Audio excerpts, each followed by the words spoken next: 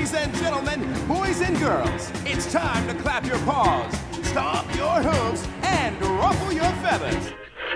Your vehicle, Bravo 229er, is now ready.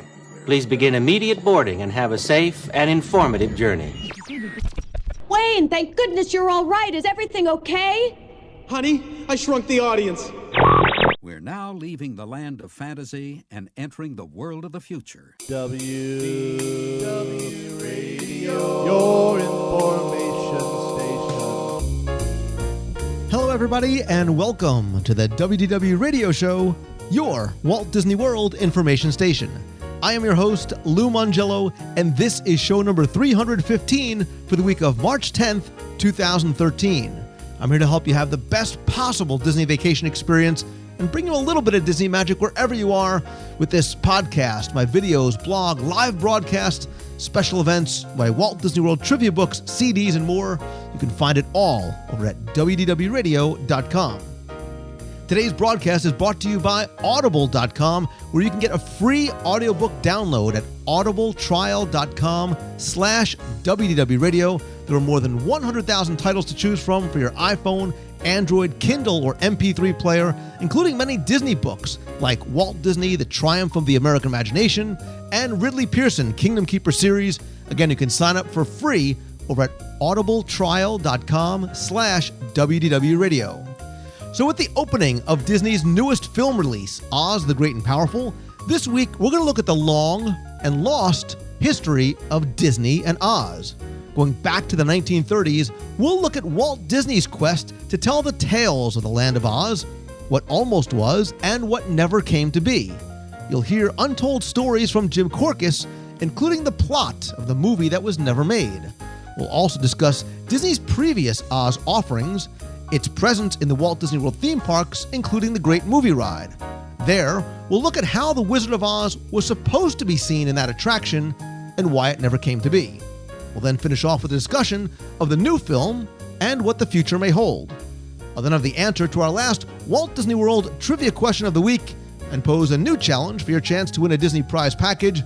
Then stay tuned for some information at the end of the show before playing some of your voicemails. So sit back, relax, and enjoy this week's episode of the WDW Radio Show.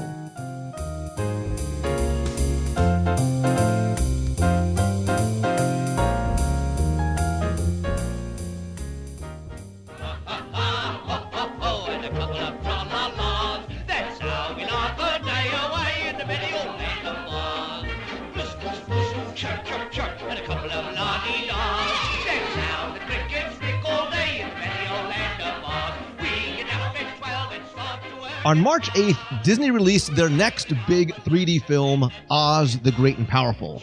Directed by former Spider-Man director Sam Raimi, it's one of Disney's biggest movies of the year, costing more than $200 million to produce, not including the marketing campaign that goes along with it. And this isn't the first, nor probably the last, film inspired by the Wizard of Oz stories. And that story was originally developed as a series of best-selling fantasy novels that began with the title The Wonderful Wizard of Oz by American author L. Frank Baum in 1899. And believe it or not, this is not Disney's first trip down the yellow brick road, as this story begins not with the release of Oz the Great and Powerful, but goes back to the 1930s. So today, we're going to look at the world of Disney and Oz, the history, and how they finally arrived at the Great and Powerful. And joining me this week is the man with the heart of a tin man, the courage of a lion, and a voice like Judy Garland. He is Disney author and historian, and my good friend, Jim Korkis. Hey, and I noticed you didn't say anything about a brain at all, but that's okay. And Lou, can you hear me? Is the connection strong? For those of you who are tuning in, Lou thought, Lou always thinks bigger. So he thought it would be great to have this hot air balloon publicizing WDW radio, and he figured if I was piloting the balloon, there'd be plenty of hot air to keep it aloft, but that was not the case. I've crashed here in the land of Oz, and so I'm phoning in on one of the Ozma phones that they have over here. It's all green, and yeah, I had to chop up part of one of the yellow bricks here to put it in there, but I think we've got enough time on the phone here to do this. So if you're having difficulty hearing me, it's because I'm in Oz right now. Thanks to Lou here for crying out loud. And so I guess that does prove I don't have a brain. Well, listen, we spent Go all ahead, the Lou. budget. I'm not there sitting next to you, so I can't see when you want to talk. Okay, what are you trying to say? I would here? say we spent all the budget first on the balloon, but second, and part of the reason why we're doing this, Jim, is because we're getting ready for our very first WDW Radio at the Movies event. It's coming up on Sunday, March 24th. It's at the AMC Theater in downtown Disney, right here in Walt Disney World. We're going to have to find a way to fly you back here because we're not only going to have an exclusive private screening of the film for WDW Radio guests and family, but everybody's also going to get vouchers for drinking and popcorn, an event passport, a stamp, a mystery ticket, and a chance to win a variety of prizes, including signed copies of Jim Corcus's book and much more. And more importantly, you and I are going to be there before the show to talk more about Disney and Oz, maybe answer some questions from people who are there, and they're going to have a meetup after the event. So it's going to be a fun day of Oz-inspired goodness, and I thought it'd be a sort of a good primer for the film and our event to talk about the connection between Disney and Oz, because like I said, it goes much farther back than the 2013 film. Because people, I think, Jim, don't realize that Disney has sort of been pursuing Oz. They've been going, sort of trying to get behind the curtain with different degrees of success, going all the way back to the 1930s, right? And it was not the easiest yellow brick road, a lot of flying monkeys that they encountered along the way, and it really goes back to Walt himself. Talking about the 30s, yeah. Back in 1934, Samuel Goldwyn, the movie producer Samuel Goldwyn, purchased the rights to the very first Wizard of Oz book, which was called The Wonderful Wizard of Oz. He purchased it for $60,000, and it was his intention that it was going to be a film for one of the stars that he had under contract, Eddie Cantor, who is very popular at the time. Most people don't know him today, so let that be a lesson to all of you who are seeking fame and fortune. This guy was really popular in the 30s. Nobody knows him today. He was Mr. Making Whoopee. That's Making Whoopee, yeah, and the banjo eyes, the whole bit. And so Goldwyn's concept was that Cantor would hit his head or whatever and would dream his way to the land of Oz, because they didn't feel that people could accept a fantasy. So it would have to be, and Goldwyn had done a similar film with Cantor called Roman Scandals, where Cantor dreamed his way back into the days of the Roman Empire, but again with music from the 30s and dance numbers and things like that. One of the things most people don't realize is that when MGM was planning their Wizard of Oz, one of the very first scripts they had was they felt that people wouldn't believe fantasy, and so the Scarecrow was not going to be a scarecrow. It was going to be a person who was so stupid, the only job he could get was to dress up as a scarecrow to scare away crows. And the Tin Man was not a Tin Man. He was a criminal who had no heart, so he was sentenced to spend the rest of his life locked in this metal prison suit. But over the years, his heart, softened. So, fantasy just doesn't work. Now, what happens, 1934, 1935, Walt is starting work on Snow White and the Seven Dwarfs. And, already he's getting complaints. Why are you making a feature-length cartoon? Parent groups are complaining. Churches are complaining because those bright colors are going to hurt kids' eyes if they have to look at it for an hour and a half. And that it's going to be so raucous that these kids are going to be experiencing ADD syndrome, jumping around on the seats and all of this. So this is a terrible, terrible thing, let alone the fact that you have, his brother Roy going, well, this is a fairy tale. Who's going to sit, and watch a fairy tale for an hour and a half? So while Walt is working on this in 35, he knows that this is going to be a success. He knows that this is going to be groundbreaking. He had no doubts whatsoever. So what he does is he goes out and he tries to get options on the rights of other films. Things like the Peter Pan story and Alice in Wonderland and the Uncle Remus folk tales, all of that. And he's doing that not just because he can have a library to pull from future films, but he wants to prevent other film companies from picking these up and doing this, because Snow White's going to be such a huge success that people are immediately going to grab for these whatever projects are out there and try to do these knockoffs.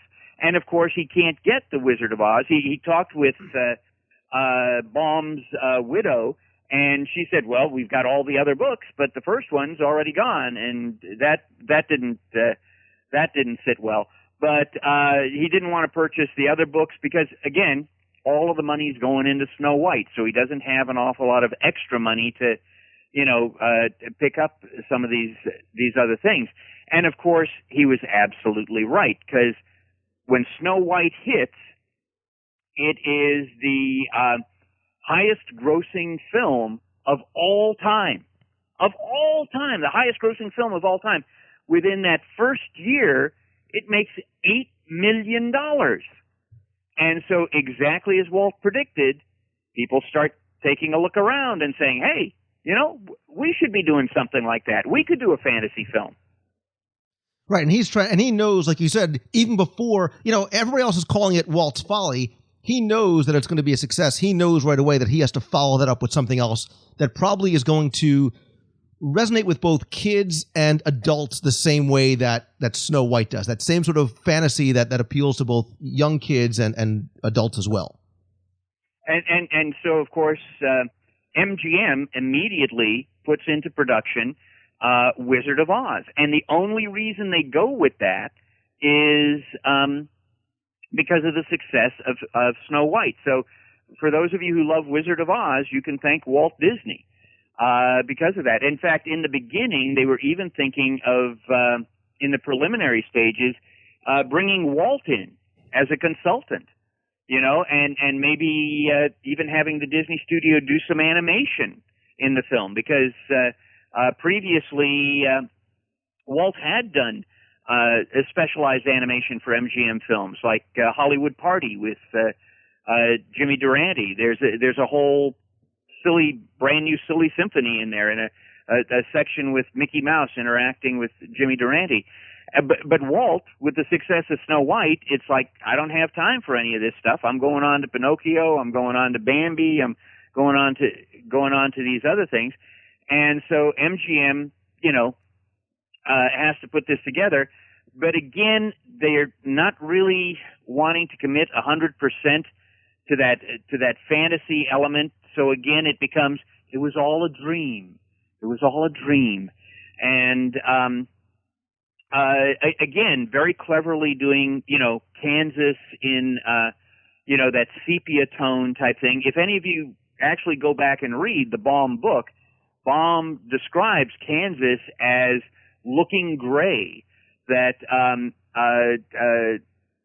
Uncle Henry and Aunt Em are gray with age, that the farmhouse, the paint has been blistered off by the heat and the weather, and even the fields, and so that by the time you get to Oz and it's all Technicolor, it's like, whoa, okay, this works. Again, at the time they did Wizard of Oz, that was the most expensive MGM film that had ever been done. It was close to $2 million. And, that's one of those urban legends, too, that, well, when Wizard of Oz was released in 1939, it really didn't do very well. It wasn't until it was released to TV in 1956 and run annually that it really became a hit. No, it made over $3 million, but only in Hollywood can you spend $2 million on a film. You make $1 million above that, and you go, no, that's disappointing. That's a failure. You know, it doesn't have to make money. It has to make a lot of money, right? It's got to that's it. You have to make that obscene profit. And again, compared with Snow White, it was disappointing. Snow White had made $8 million, and in the first year, Wizard of Oz only makes $1 million. Well, I'm sorry, I can't help you out. I only got $1 million here. You know, but I think it doesn't go as far as it used to. You know, and I think if you look at Wizard of Oz in comparison to Snow White, you can absolutely see a lot of influence that Snow White had on it, from whether it's stylistically. You can even see changes that they made from the book to the film. And as I was looking back on this, I found out that just like the Seven Dwarfs, they originally had planned on having all the Munchkins having sort of individual personalities that were off to see the wizard, very much akin to something like Hi-Ho. Even the witch was all originally going to have a different role. So in the book, she was relatively minor, but I think she was expanded more in the film to sort of make her similar to the Queen in Snow White, and they even changed what the witch was going to look like from an original design that looked a lot more like the evil Queen than that ugly, role that she eventually had. In fact, you really did your research, yeah, because Gail Sondergaard, who had a very thin, aristocratic, sophisticated look, was signed to be the witch, but she signed under the belief exactly that it was going to be like the witch in Snow White. So she was going to be very aristocratic, very cold, but she'd be pretty, but it would be that cold type of prettiness, and she'd be clever and all that. And then when they said, oh, and then we're going to use this green makeup, and it's like, get out of here. And so she turned it down. And so literally just days before filming was to start was when Margaret Hamilton was brought in, and she was brought in because she was a contract player. So if you had actors who were already under contract, you were paying them each week.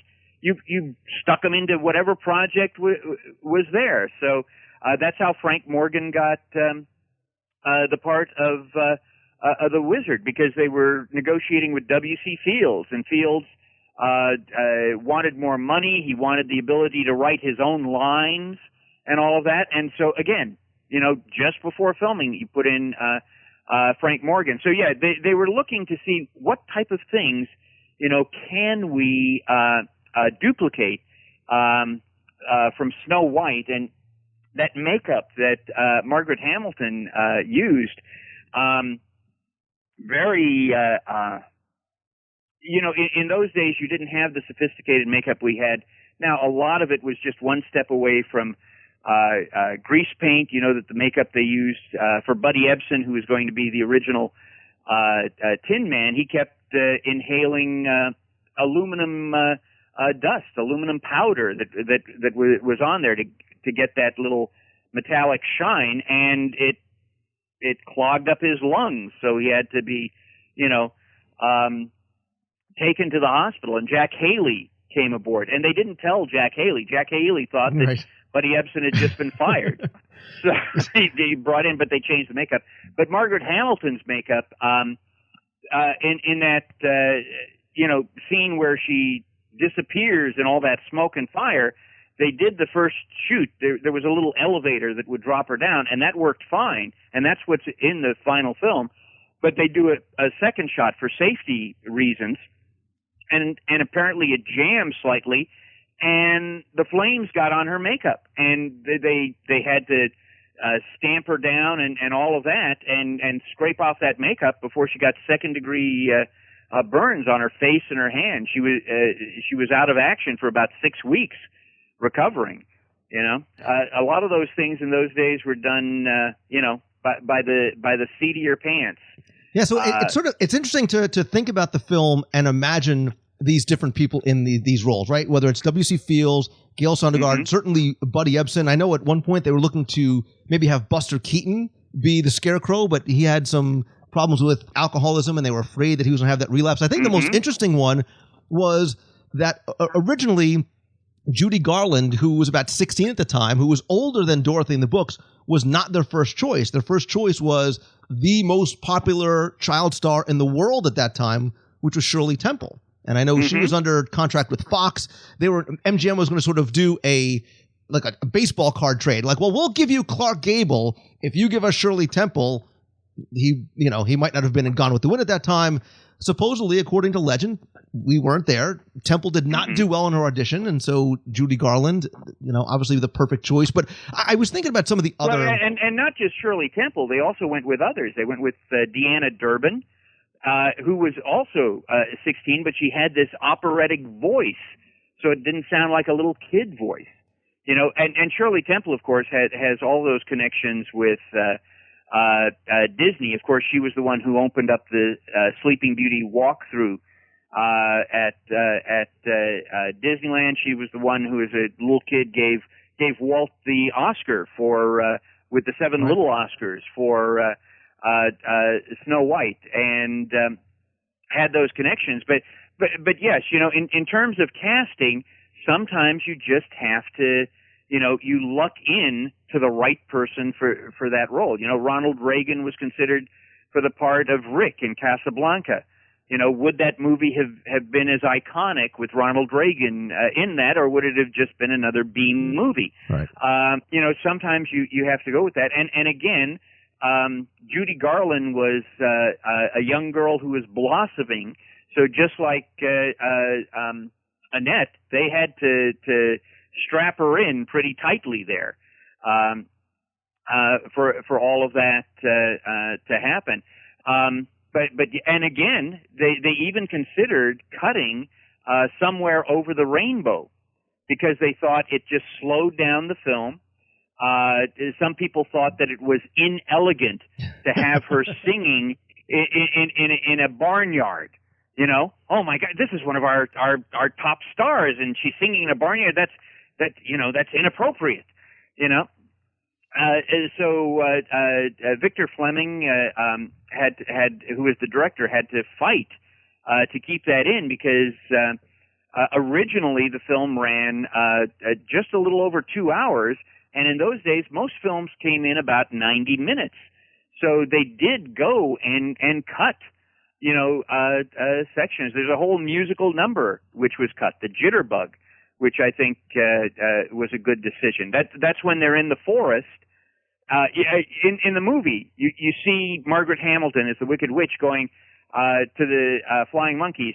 I'm going to send something to knock the fight out of them before you get there. But then it cuts to the flying monkeys coming to the forest. And so what knocked Dorothy and her friends around? Well, there was a whole thing where there was the jitterbug. And when the jitterbug bit you, you just started to dance uncontrollably. And parts of that were filmed. Certainly parts of that were rehearsed. I don't think that would have added to the film, but the jitterbug was very popular when this, film was going to come out. So it's like, well, we'll put this in. And this will appeal to the kids. The kids will love this. The tweens will love this. We'll go with that, Nowadays, if they made it, they'd make Justin Bieber the Scarecrow. Well, you mentioned the flying monkeys, and when I was thinking about similarities between Snow White and Wizard of Oz, I think the flying monkeys are very much like the Raven to the Queen, right? They're that silent character. Exactly. Because the Queen needs somebody to talk to, right? The Wicked Witch needs somebody to talk to, so we can sort of understand these plot points. That's what that flying monkey represents. I think about things like the transformation of the Queen into the Witch, and the transformation from Miss Gulch into the Wicked Witch in that cyclone. And there's a lot of those similar plot points as you can sort of pick out if you compare the two side by side. Mm-hmm. And one of the reasons, we're going to be talking about the long relationship between Disney and Oz. I don't think a lot of people put their finger on the connection there. That basically what you're dealing with is the story of a Midwest farm child who dreams of a land that's in color with fantastical talking animals and buildings that soar to the sky and all of this. So Dorothy's story is actually the life story of Walt Disney, and another connection there is that Baum based the Emerald City on what he had seen at the 1893 Columbian Exposition, the World's Fair, the World's Fair that Walt's father worked on as a carpenter for $1 a day, and would tell Walt and Roy these stories about this magnificent white city and the spires and the wide, all of that. So there's a lot of connections between Disney and Wizard of Oz. And again, the thing that I always found funny too is that where Oz came from. You know where the name Oz came from, right, Lou? If I remember correctly, wasn't he looking for a title and was looking around his office or where his workspace and was looking at a file cabinet that had A to N and then O to Z? That's exactly it. That's exactly it. And so we just take it for granted now. Oh my gosh, that's it. Well, that's where that came from. And again, he was only planning on writing that one book, and he ended up writing 14 books about Oz before he passed away. But since he was only planning on writing that one book, he had to go through and sort of catch up on the other books and make changes and all of that. And another connection in the 30s that a lot of people don't realize between Disney and Oz is when Baum passed away, the Baum estate brought on another author, sort of a writer for hire, Ruth Thompson, and she wrote actually 21 Oz novels. She was also working as a writer, a freelance writer and editor at David McKay Publications. David McKay Publications were publishing Disney books, Disney storybooks. So a lot of books were produced about, stories of the Silly Symphonies, and so Thompson was writing some of these, like Peculiar Penguins, whatever. And so she ran into Roy O. Disney, Walt's brother, and really did a hard sell pitch a couple of times, trying to convince him that Disney should do a series of 7-minute Oz cartoons based on her stories. And Roy was intrigued by that, and but Walt and Roy talked with Baum's widow, and Baum's widow was not going to have any of that at all, And I guess Ruth had offered them at a bargain price, I think. So she was trying to promote herself here, and Baum's widow was basically, no, we're going to, this is going to really focus on my husband's work, not on this work for hire person we had here. So just like there had been the Mickey Mouse series and the Silly Symphonies, there might have been a series of Oz cartoons, or some of the Silly Symphonies might have been Oz oriented. So that's a wonderful, what might have been situation there. I confess that I haven't read any of the Thompson books at all, so I don't know.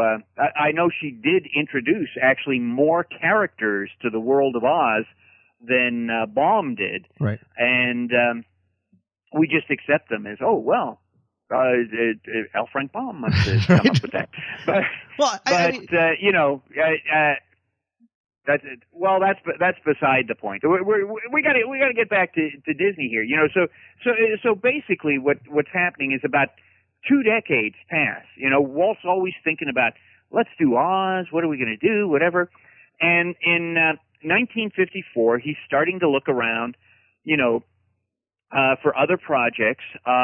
Baum's widow had passed away. Apparently, she was a bit of a challenge to negotiate with. But her son was more amenable, and so in 1954, Walt bought the rights to 11 of the Baum books, of the 14 Baum books. One of them, of course, Wonderful Wizard of Oz, that was already tied up, but it was going to fall into public domain in 56, so there was no sense in even trying to negotiate to buy that. And there were two other Baum books that were out there, and Walt went to a film company, and it was one of those cheapo film companies that made films like Rocket Ship XM and King Dinosaur and all of that. And Walt purchased the rights to the remaining two Baum books and he bought those two books at more than what he spent for the 11 from Baum's son. Because again, Walt wanted to tie all of that up because again, his real fear was, I'm going to invest all this time, I'm going to invest my reputation, I'm going to invest money, and if this thing hits, I don't want, Johnny-come-latelys to come in and grab this same thing and, put this together.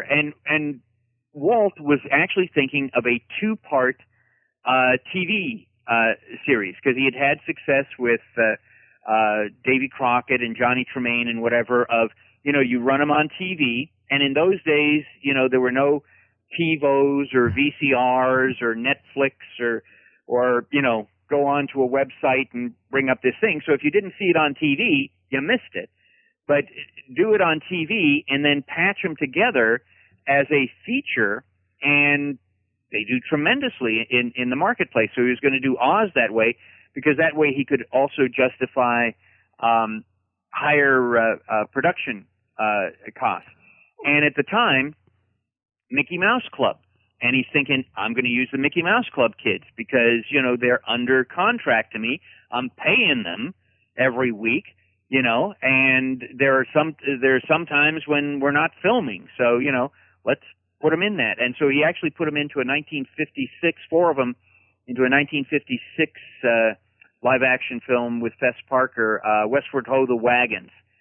And, because it was like, I'm just going to use, I'm paying for them. I'm going to use them. And in 1957, he approached Dorothy Cooper. Dorothy Cooper had written several of the MGM musicals. She'd written 4 or 5 of the MGM musicals, and so she took looked at some of these Oz books, and she was supposed to come up with Dorothy Returns to Oz, and she came up with a story which was called The Rainbow Road to Oz. And her first draft was really pretty impressive. And, Dorothy Cooper also wrote the pilot for Father Knows Best and some of the top episodes, and she had been doing that before Walt had pulled her in. So he was looking for a family-friendly type author.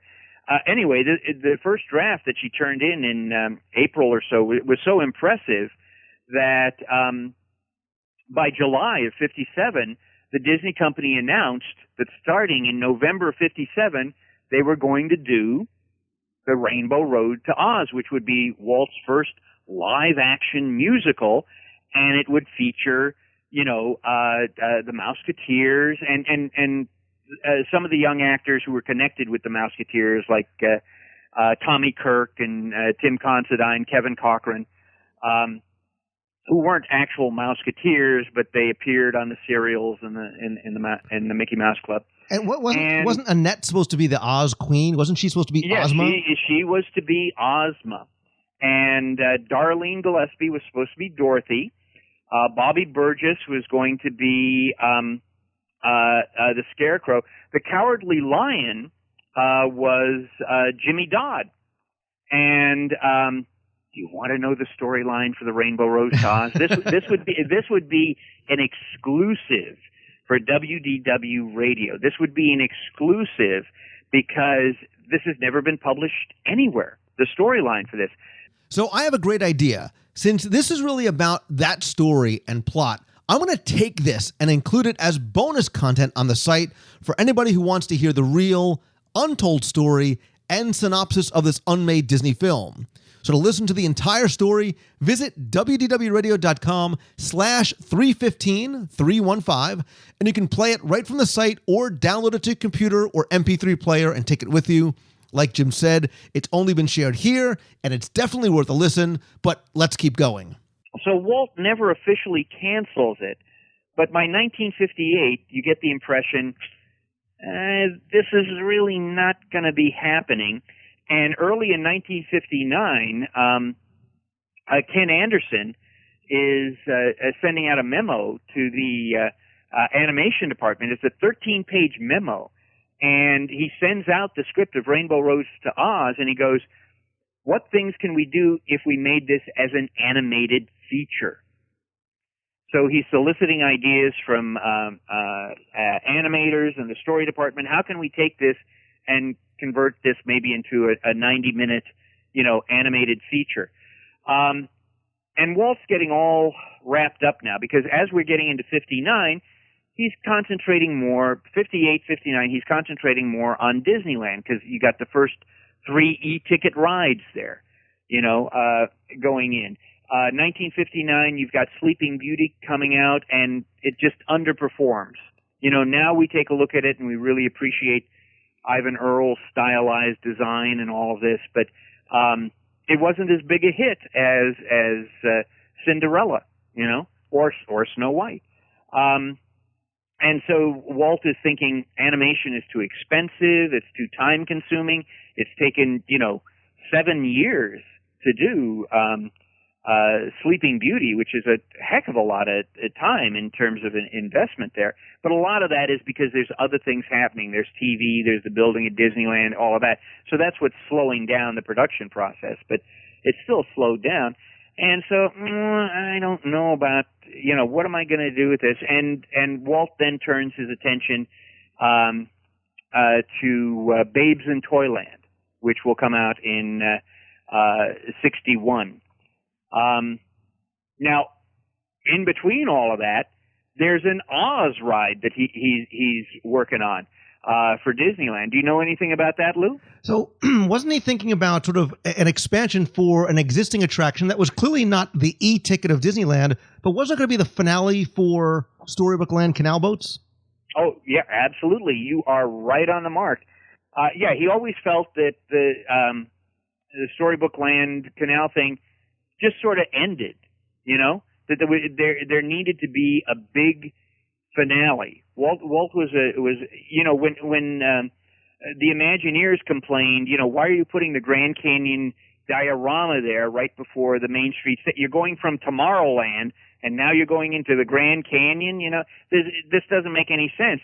And Walt says, no, you've got to see that's the grand finale. You started. Most people will start the train in Main Street, and you go around, and that completes the thing. And you've got the big, wow, in circus acts and all that. It's called the button. That's when you put up your hands in a certain way and you strike a pose. That's the button. That's the thing that lets you know. Yes, there's a closure. You've completed that. So he wanted that.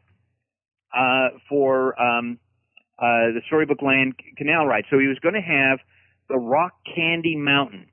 Now that has nothing to do with Oz. That has to do with the Depression era, a song, Big Rock Candy Mountain. And originally it was supposed to be rock candy, so it would be crystal-like.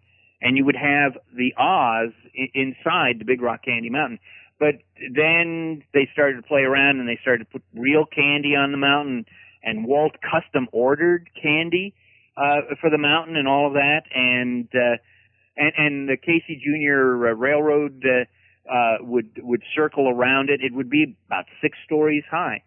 So anyway, for the Big Rock Candy Mountain, inside would be the big finale. You'd approach the Big Rock Candy Mountain and there'd be this huge field. And the field would have these propeller flowers, so these very design-oriented flowers, but they were propellers. They would spin in the wind. And this was the very first Imagineering assignment of Rolly Crump was to come up with those flowers for that. And as you approach the mountain, and again, this was designed by Claude Coates, who was Mark Davis. When he designed an attraction, it was always about the characters and the gags. When Claude Coates was designing something, it was about the environment. So that's why, the beginning of the Haunted Mansion, you have the spooky wallpaper and things like that. That's Claude Coates' influence. He felt that an attraction should create that environment that and he worked on Pirates and all that with that. So those elements in there. So anyway, you come up to the mountain and you shout out this password and the mountain opens and you go in and there's several dioramas that you're going to see, like the Tin Woodsman's Castle, and so you go through about 3 dioramas, and the fourth scene would be the big birthday party for Dorothy. And Walt's plan was, in these dioramas, you would have costumes and props from the film. And this was amazing because nobody had done that before. Nowadays, we're used to things like Planet Hollywood and all sorts of museums and all of that have those. But in those days, in 59, there was no place you could go to see, a movie prop or a movie costume or something like that. So he was going to have that in there, and he was going to have a early version of audio animatronics. So it wasn't going to be as sophisticated as the audio animatronics that we eventually got, but it was going to be more sophisticated than the electromechanicals that were there. The electromechanicals were the things that, on the Jungle Cruise ride, the natives that jump up and down. Those are electrical mechanicals. Or if you go around the rivers of America and the Indian chief raises his hand and then lowers his hand, that's an electromechanical where you have a simple, repeatable action. So they'd be a little more sophisticated than that, but pushed a little towards audio animatronics. And 22 maquettes, little models of characters were built by Joe Rinaldi.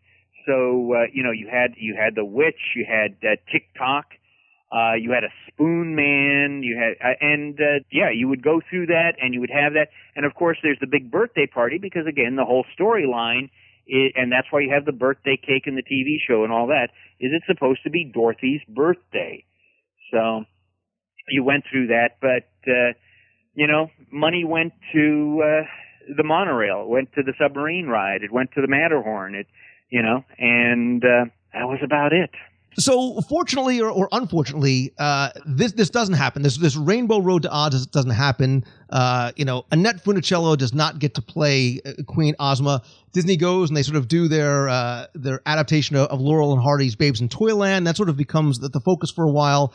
And Jim, for a few years, nothing really happened. But I think that there was still this desire, especially from Walt, to keep this Oz story going, to keep doing things with it. They released a number of records that sort of combine the stories and the songs to tell the story. But when he passed away in 1965, not only did the company lose its father figure and lose maybe even direction, some might say, but they also lost their really big cheerleader for Oz. And I think they continued to put out some of the songs, but after a while, once those records started to dwindle away, Oz was sort of forgotten about for many years until we get up to early 1980. Okay, well, first off, you've killed off Walt in '65, which is a year earlier than when he passed away. I know. I mean, I meant to say that the records were coming out in '65. Walt passes away not long thereafter, and that's about it. And Walt, of course, was always the person of if there's something there that's not working, you don't throw it away. You put it up on the shelf to go back and take a look at it. And we all know the story about, Little Mermaid was first being thought of in the 40s, and that in 52, when Peter Pan came out, Walt told Newsweek magazine the very next animated feature coming from the Disney studios is Beauty and the Beast. But Walt, took a look at that and said, it's just two people who are talking over dinner. There's nothing there. So you have to find that right hook to use. And so Walt was taking a look that, well over a dozen songs had been written for Rainbow Road to Oz, you know, and you'd paid for those songs, you know, and they were nice songs. You know, what can you do with this, and what can you do to keep the franchise fresh and maybe start to generate some interest? So exactly, you mentioned 65. I know that was in your mind because that was the first time Disneyland Records released an original record about Oz. It was the Scarecrow of Oz, and what was interesting about it is it was narrated by Ray Bolger, who, of course, played the Scarecrow in the 39 film. And I believe this was the first and maybe only time that he came back as that character. And he narrated that. It included, you know, some original music. And one of the reasons Ray Bolger was willing to do that is he was playing the villain in Babes in Toyland. And so had that connection with the Disney Studios. In fact, when Babes in Toyland was released in 61, the Hollywood Reporter announced, you know, when this successful musical is released, the next musical Walt is tackling is Rainbow Road to Oz. And, of course, Babes in Toyland underperformed. It was not a flop, but, again, just didn't click emotionally with audiences. And so now in 65, you have Scarecrow of Oz, and then you start to have a whole series of records. You actually have one where they go back and they do the Wonderful Wizard of Oz. They even have a record called the Rainbow Road of Oz, Rainbow Road to Oz, but it has absolutely nothing to do with the script. But it does include several of the songs that were written, like the Ozpavette. So you have an alphabet, you have an Ozpavette, and the Puppet Polka, and all of that, and the Scarecrow of Oz. But again, the last one of those records, I think, was the Tin Woodsman. That comes out in around 1970 or so, and so again, this goes into hibernation, and in fact, the entire Disney company is in hibernation. You know, Walt has passed away, and it's still, the company is still being run by a ghost. What would Walt do? Right. And so what is happening is you're having a lot of sequels. You're having a lot of repeating some of that stuff, a lot of that doing things that Walt had already put in place right before his death. So he's actually running the company for the next 5, maybe 10 years, you know, after he passed away. But what do you do? What do you do with this material? And so when Ron Miller really takes over, he wants to revitalize the company. Ron did an awful lot of things. He invested in Broadway plays, you know, brought about the Disney Channel, brought about Touchstone so that they could make more adult films. And he was very eager to bring in new talent. And so it was under Ron Miller's watch that you bring in people like Tim Burton. Now, the level between Ron Miller and a Tim Burton was Tom Wilhite, who very visionary and nurturing new talent. And he brings in a guy, in 1980, he brings in a guy called Walter Murch, who was an award-winning sound and film editor. He'd worked with Francis Ford Coppola and George Lucas, all of these big guys, and everybody felt this guy is ready to direct. He hasn't directed a film. He's ready to direct. And so he sits down with Murch and he says, okay, what would be your dream project? And Murch goes, I'd love to do a film about Oz. And Wilhite just brightens up because a lot of the Oz books have already started to fall into public domain. Disney still has the rights to some Oz books, but they're eventually going to drop into public domain very shortly. So what a great way to do this. So he gives him the go-ahead, and so Murch works on a script, but it's not until about 1982 that the script finally gets approved, and basically it's Dorothy returning to Oz, but going to introduce some of the characters from the Baum book. Murch is intense that he really wants this to be, Baum's version of Oz, not the 1939 MGM movie version of Oz. Wants to stay close to the books. Doesn't want to compete with the 39 version, so there's going to be no songs at all. And if you read some of the later books that Baum did, there's a darker tone in some of these, and this is captured in Murch's script. And so, he goes off, but again, this is the very first film he's ever done. It's going to be a very complicated film. There's going to be filming in Spain and in Italy and in the UK and, all over the world. You're going to develop these magnificent creatures. And so, when they're developing the Scarecrow, it actually takes 6 operators to operate the Scarecrow. And that's just one character. Just to get the character to stand up or to sit down, takes 6 different people working everything. Right. For the people who haven't seen it, he was a very sort of advanced a puppet. I mean, for lack of a better term, he was a puppet. Right. And again, so very influenced by the work of Jim Henson. In fact, Jim Henson's son Brian did the voice for Jack Pumpkinhead. And the storyline is basically, yes, Dorothy is still having nightmares about Oz and all of this. And so Uncle Henry and Auntie Em decide to take her to this doctor who is going to do electroshock therapy, literally shock her brain, make her forget everything about Oz. And during a terrible lightning storm, Dorothy escapes, and she ends up in Oz, but she doesn't end up with Toto. She ends up with Billina, this talking hen. That if you read the books, you know what it's about. But if you only watch the 39 movie, it's like, what is this all about?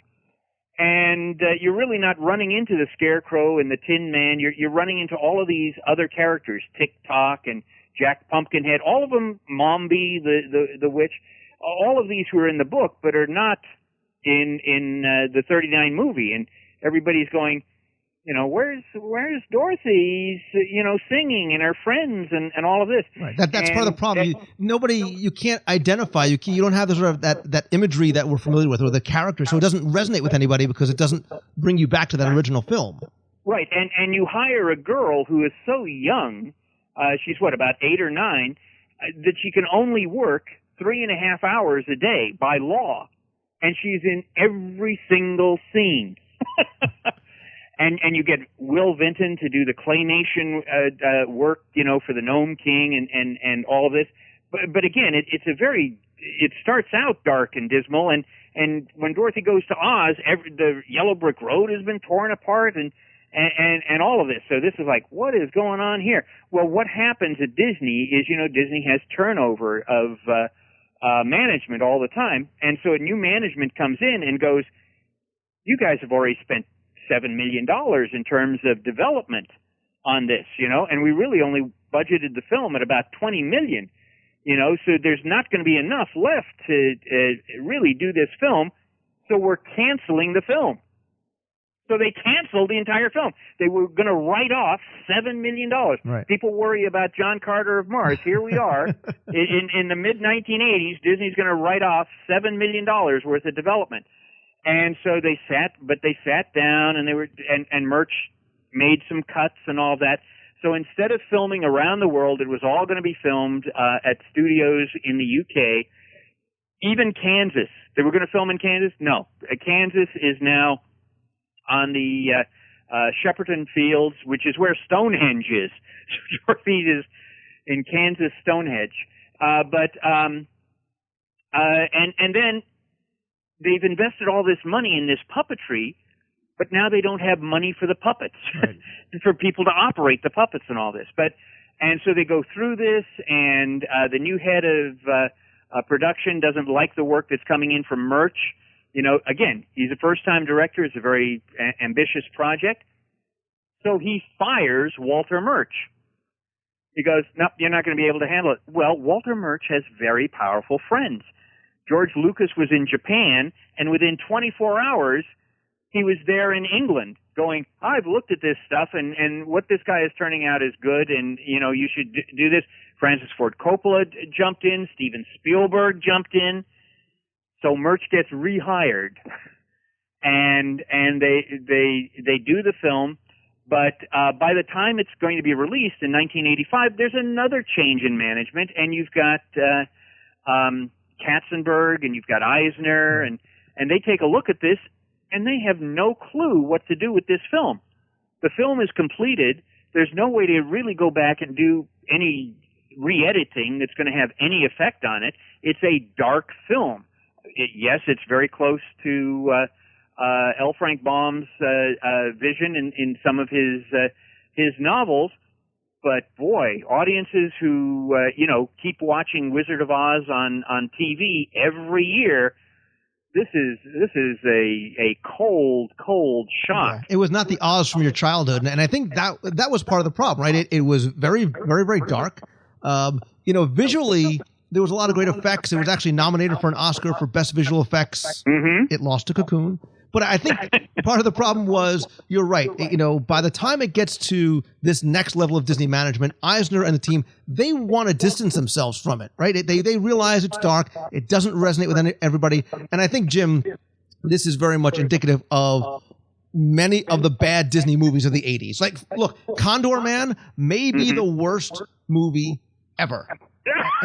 Listen, Condor Man's got its fans out there, buddy. I know it does, and it's Disney's version of a funnies James Bond, and I get it. But look, they wanted it to work. They wanted this Oz movie to work. They planned parades for Walt Disney World and Disneyland.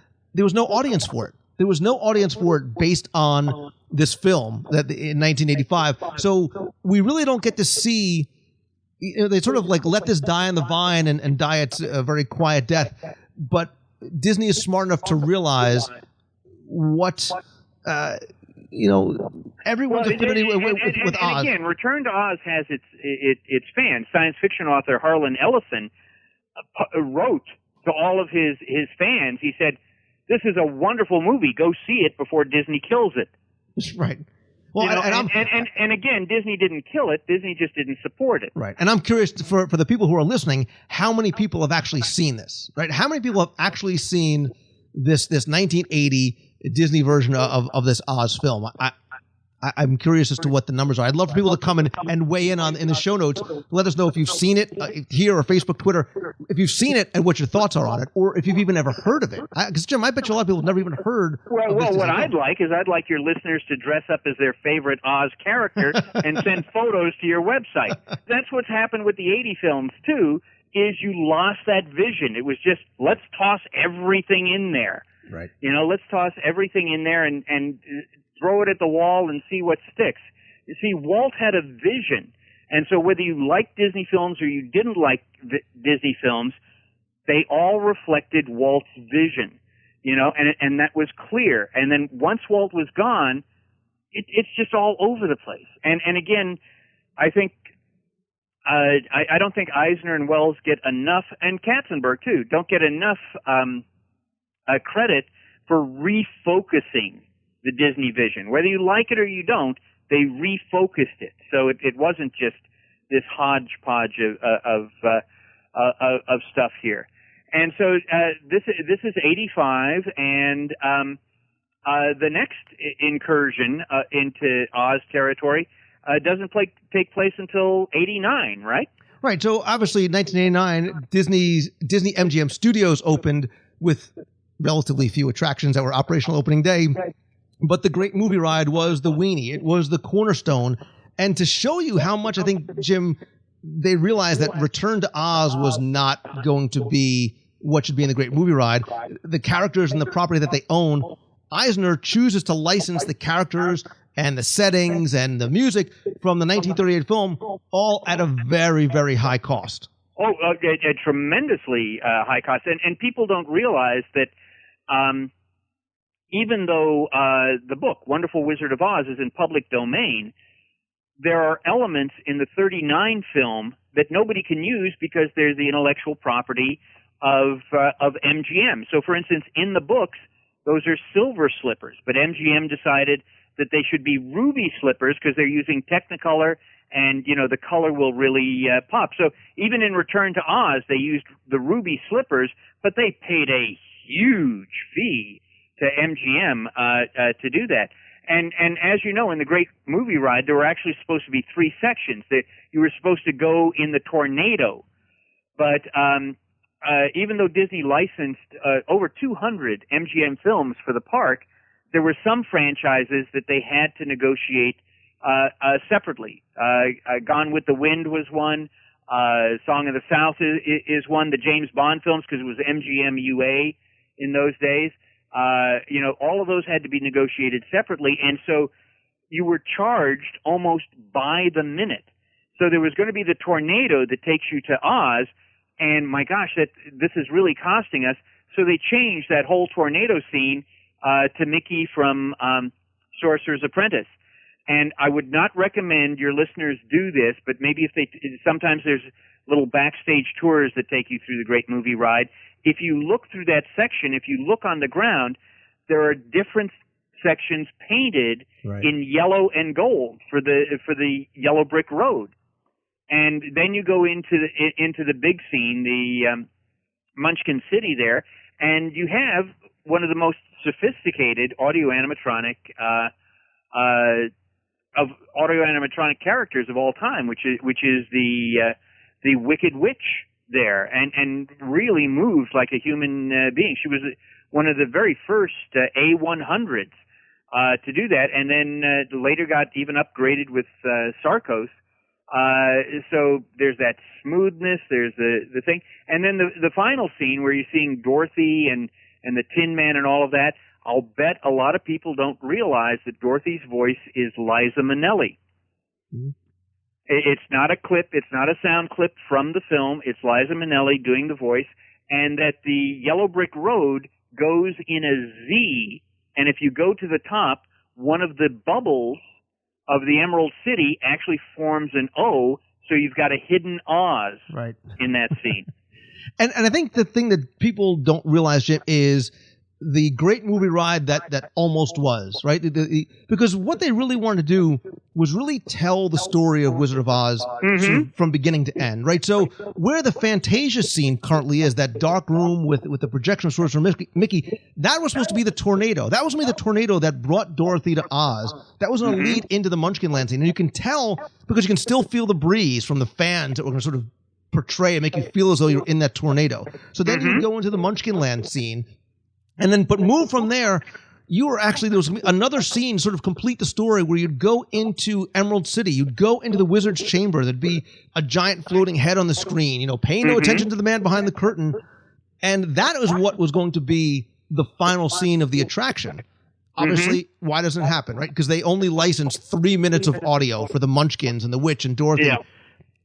They could not afford it, right? They could not afford what it would have cost to have done that. So they used the fans they already have purchased. They changed that scene to Fantasia, and they used that large end space for the finale film, which, unlike the rest of the attraction, is very easily updated. What might have been, I think that's a book you should be writing there, Lou. The Disney theme parks that never were. And it again, but you get that little taste, you get that little sample now, and speaking of little samples, people in the next couple of weeks can get a little sample of Oz at Epcot. Right, so there's the Oz Garden as part of the Flower and Garden Festival, really done, and I love these things, Jim, not just because it's well-themed and it ties into the property, but it's a great fun place for kids and really sort of brings it sort of connects the dots from the film experience into the parks as well. Well, you can tell that Disney is especially Walt Disney World, really works on a very tight budget. But sometimes that's not a disadvantage if you use it well, and I think they did. They start with the Baum Brothers circus, and you can go into the little midway games, and then you have those handcrafted flowers, which just blew me away. That each flower takes about 4 days to to make. And then you've got that play area, and even though you're outsourcing that to an outside company for that, it fits in with the theme. They've even got Oz, the name Oz on the thing. And what I really like, and I thought this was smart of Disney, is they have an area where adults can sit and watch their kids play. I think that's the older I get, the more I appreciate benches. And again, if you look closely, and I saw guests get all excited about this, is that the canopy covering is actually the deflated balloon, the balloon that took Oscar to Oz, where he's going to become the Wizard of Oz, and you have the basket there. And again, you enter from the Baum Brothers Circus, and you're exiting with that huge Oz. And I also like the fact that they have the signs of the characters in the new movie, and explain a little bit who those characters are. And again, this isn't a fortune, but it was nicely done. And from what I saw, kids were just having a ball in there, and that's the bottom line. Right. And obviously we have to quickly mention, we've seen in the queue of the Great Movie Ride, the Ruby Slippers were in there as well too. Don't want to sort of miss some of the other touches. But before we get to Oz the Great and Powerful, there was a couple of things I think that sort of led up to this before that. And I think back to 2005, there was not a theatrical release motion picture, but a TV movie that aired that I think was meant to do a couple of different things. I think it was sort of meant to continue to test the waters in Oz, but more importantly, it was there to sort of help reintroduce or introduce to a new generation the Muppets. It doesn't happen again till maybe 2011 the right way, but Muppet Wizard of Oz TV movie it was not the home run they were looking for again. Right. And again, but it did provide a lot of trivia questions, including the trivia question, name the one Oz movie that featured Quentin Tarantino. I was going to say The Wiz, but I know I'm wrong. No, it's the Muppet Wizards of Oz. He's in the Muppet Wizard of Oz, yeah. But again, I think what is happening is if you take a look at something, and that was Walt's genius, is if you look at it from a different perspective, you can get that. So Wicked, what a huge hit, and this is what it could be, before the whole Dorothy story. This is how the witches became the witches, and so you're starting to take a look at these things in a different perspective, and I think Disney made a very good decision to make sure that this movie again took place before the Dorothy story, because this way you don't have those expectations of, well, I want to see Dorothy, I want to see the Scarecrow, I want to see the Tin Man, I want to see the Cowardly Lion. No, this is an entirely different story that happened before that story began, so they're not here yet, So I think that works, and my gosh, $200 million, and then when you figure that at least half that amount has to be factored in for marketing, so you're now up to $300 million. Right. I hope a lot of people like this film, because again, off mic, we were talking about the fact that Lone Ranger coming out this summer is budgeted at $300 million. Right. And I don't know if it's going to make enough money, if enough people want to see Johnny Depp as a spirit guide, because he's not an Indian, he's a spirit guide. Out in the Old West. And Johnny Depp was one of the original actors considered to play the character of Oz, right, in the Disney movie. But before that, it was Robert Downey Jr. Right. Iron Man could have been Oz. Iron Man and Oz. See, synergy. That's Disney synergy at work. And and I think, Jim, I think part of the reason why this movie is made now in 2013 is not because of Muppet Wizard of Oz. It's not because of the Great Movie Ride. It's not because... I think what was one of the catalysts for this was Alice in Wonderland, right? I think it being so popular, especially in 3D, right? Literally $1 billion. Disney says, okay, let's revisit this formula of bringing back these classic fairy tales to screen. We understand we can't bring in ruby slippers, we can't do this kind of stuff, but we could make it close enough to maybe hint to or come close enough to the original without getting the lawyers all freaked out that it will go back to that. It'll go back to sort of that classic Oz tale.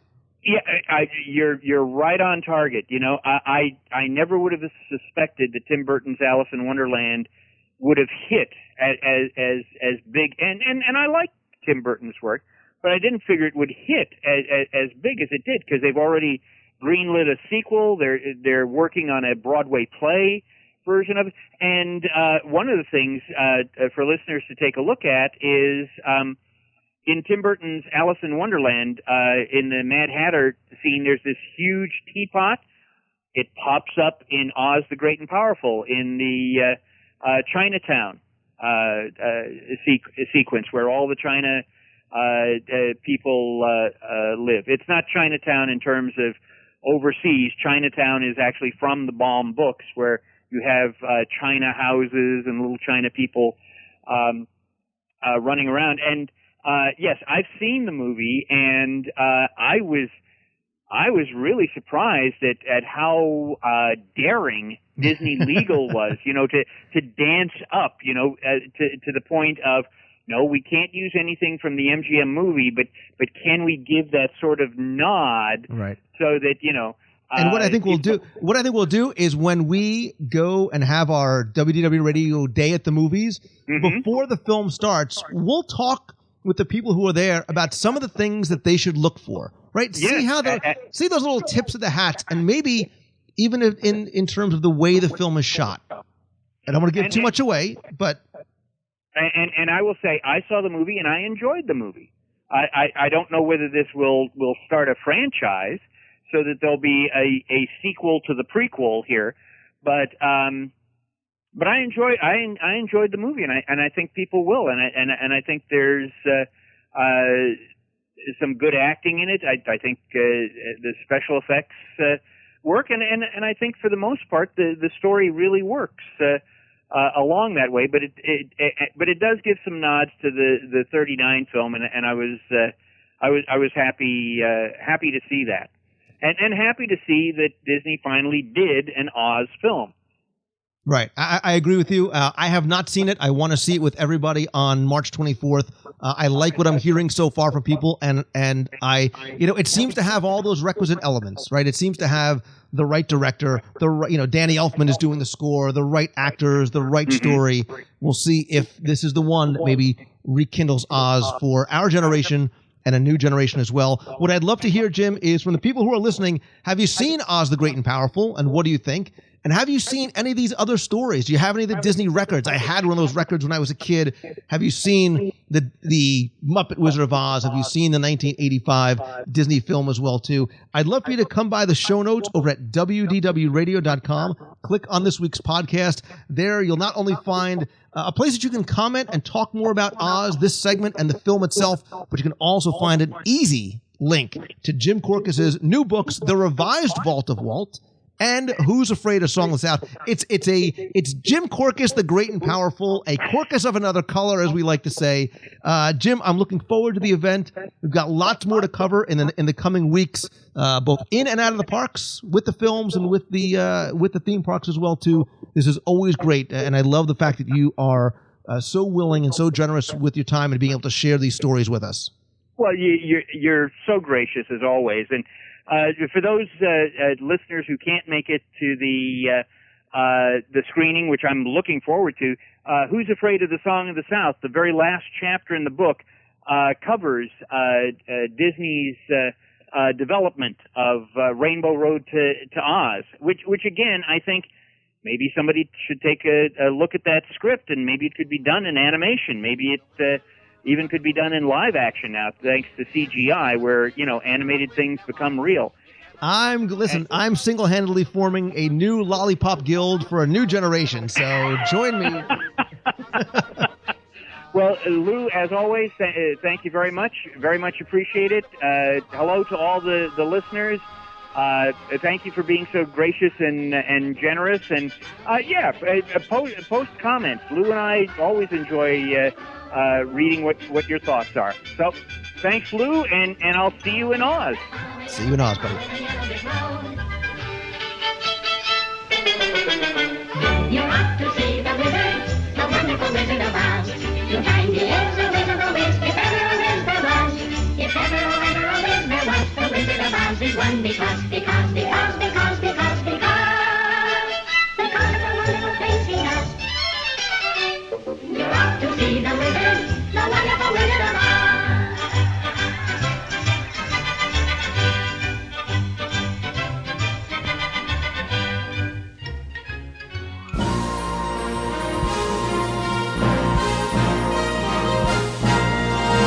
It's time for our Walt Disney World Trivia Question of the Week, where I ask you to test your knowledge of Walt Disney World history, see how well you pay attention to the details of what you see, or maybe even what you hear as I quote a line from an attraction or song, and I ask you to identify where in Walt Disney World you may have heard that clip. We'll then select one winner randomly from all the correct entries to win a Disney prize package. But before we get to this week's question, let's go back, review last week's, and select our winner. So last week, we were talking about Disney's Animal Kingdom, and not just about animals and conservation, but about places to wander and explore, and of course, about the attractions as well. So your question last week was simple. I asked you to identify on what attractions in Disney's Animal Kingdom you travel through time. And thanks to everybody who played, because all of you said dinosaur, formerly Countdown to Extinction. You go back in time in your Time Rover vehicle to the Cretaceous period, which took place right after the Jurassic period, which ended in, of course, this large mass extinction of dinosaurs. But not everybody mentioned the second attraction in which you travel through time. And that one is Primeval Whirl in Dinoland, USA. Because as you climb that first hill, you are, quote-unquote, transported back in time to the prehistoric age. You go up through that ramp, you pass through the time portal, and then you sort of begin your descent into the past. But I want to be fair. So if you said dinosaur, I took your answer as correct as well.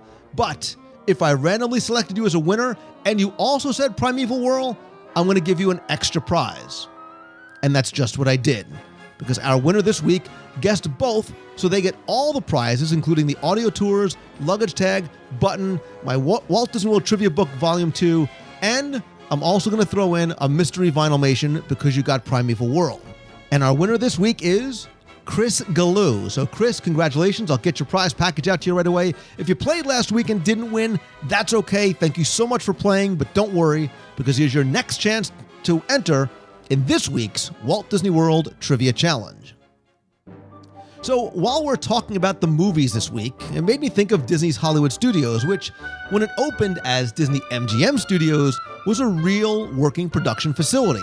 In fact, live-action films were actually produced there, as well as animated full-length features. So tell me this. What was the very first Disney movie to be filmed at the Disney MGM Studios?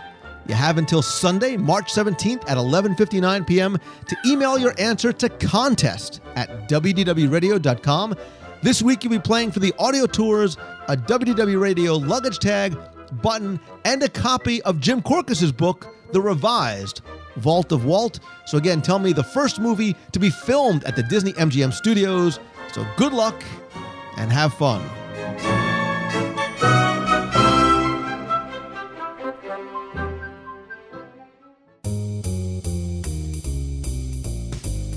That's going to do it for this week's show. Thanks again for taking the time and tuning in this and every week. Don't forget to visit the website over at WDWRadio.com for our daily blog post, weekly live video broadcast every Wednesday night at 7:30 p.m. Eastern. You can be part of the discussion of this week's Walt Disney World news. There are new videos. You can sign up for our newsletter.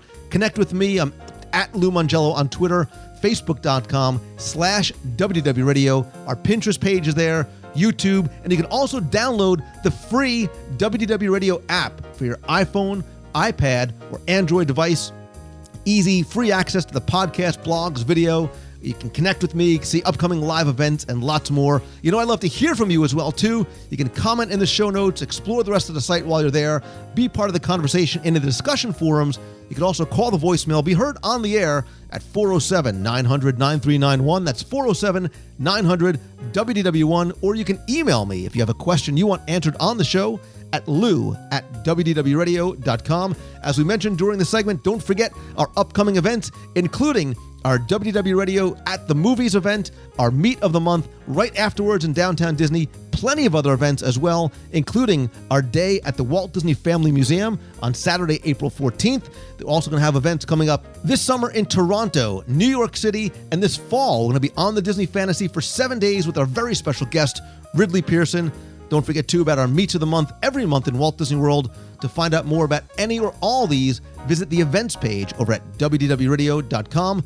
Quick thanks to my partners and sponsors, Mousefan Travel. They're my official recommended travel provider because it's who I use. So whether you're coming to Disney World, Land, Cruise Line, Adventures by Disney, or anywhere in the world, Becky Mankin and her team of agents give you the best possible prices, all available discounts, an incredible level of personal attention and service, all at no additional cost to you. You can visit them over at mousefantravel.com. If you're coming down to Walt Disney World, want a little bit of extra room, spread out, bring the extended family, allstarvacationhomes.com has more than 150 homes within just a couple of miles of Walt Disney World. You can check them out online. And if you want some more Disney magic delivered right to you at home or the office or your iPad or Kindle device, you can subscribe and order back issues to Celebrations Magazine. You can also order the digital version as well by visiting them over at celebrationspress.com.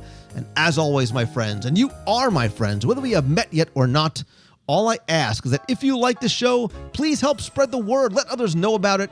Tweet out that you're listening. Share links on Facebook. Comment there as well, too. And please come by, rate and review the show and the apps over at iTunes.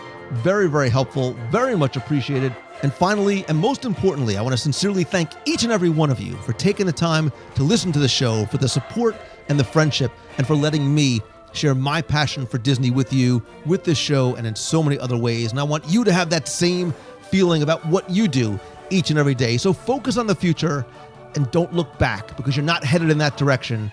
Have an amazing week this week. So until next time, see ya. Hey, Lou. Just wanted to give you a shout-out. I'm actually on my way to a job interview at Disney World right now, and I'd like to give you a big part of that appreciation for the parks and everything Disney, and give you a lot of credit for making me want to go after my dream job. But so I'm pretty nervous right now, heading there right now. My appointment's at 4. So hopefully I'll join the Disney family and be able to get inside and find all kinds of other neat stuff about the parks. So I just wanted to say thank you, and what a great show you put on. Listen to podcasts all the time, and just thanks again. My name's Travis, and I'm from Florida. Hey, Lou, this is Paul from Texas, checking in from the Port of Galveston as we prepare to embark on our 6-night cruise on the Disney Magic. Just wanted to say how much we appreciate the podcast and how much this trip has made us an even bigger fan of the Disney online community and how wonderful they are. We've had an exciting trip so far. We drove and stayed over in Houston last night, and during the night at the hotel, our car was broken into, and most of our clothing and luggage was stolen out of our car. So we've been frantically running around this morning trying to shop at Walmart and Target and get stuff that we need. And as soon as we put stuff online, several folks of the Fish Extender group we've been doing reached back out to us just to let us know ask if there was anything they could get for us. Those who live closer to Galveston, if there was anything they could bring. And it was just really a good pick-me-up for what has been not a good evening for us so far. But anyway, looking forward to our cruise, and hope to hear this on the podcast. Thanks. You've got a friend in me.